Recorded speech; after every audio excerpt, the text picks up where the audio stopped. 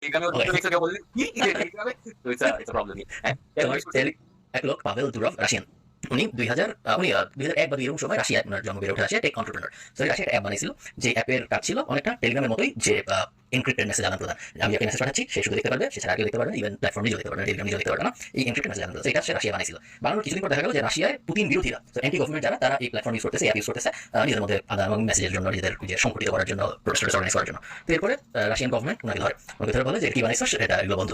তো তখন সে বলে যে না, এটা বন্ধ করা যাবে না, এটা আমি বানিয়েছি না সকলে। তার ব্যাক এন্ড ফোর্থ থাকে রাশিয়ান গভর্নমেন্টের সাথে। শেষ পর্যন্ত ওকে কি কি হুমকি ধামকি দিচ্ছে আমরা জানি না, বাট শেষ পর্যন্ত ও রাশিয়ায় পুতিনের সাপোর্টার, ধরো রাশিয়া সালমান রহমান টাইপ কারো কাছে ওটা বেঁচে দেয়, বেঁচে দিতে বাধ্য হয়। রাশিয়ার গভর্নমেন্ট মেইনলি বলে যে বেঁচে দিতে হবে এটা। তো এটা বেঁচে দেয়, বেঁচে দেওয়ার পর কোনো একটা অজানা কারণে ওকে রাশিয়া থেকে চলে যেতে হয়। তো ও তারপর রাশিয়া থেকে চলে যায়, দুবাই সেটেল হয় 2004 সালের দিকে।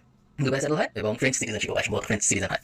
তো 2006 সালে 2004 দুবাই সেটেল হলো। সেটেল হওয়ার পরে 2-1 বছর কিছু করে না। তারপরে 2006 সালে মনে হয় আবার কিছু একটা করা উচিত। ও এবার একটা অ্যাপ বানায়, যে অ্যাপের কাজ এক্স্যাক্টলি সেম, যে মেসেজ আদান প্রদান এনক্রিপ্টেড। এবার একটা নাম দেওয়া হয় টেলিগ্রাম। সো এই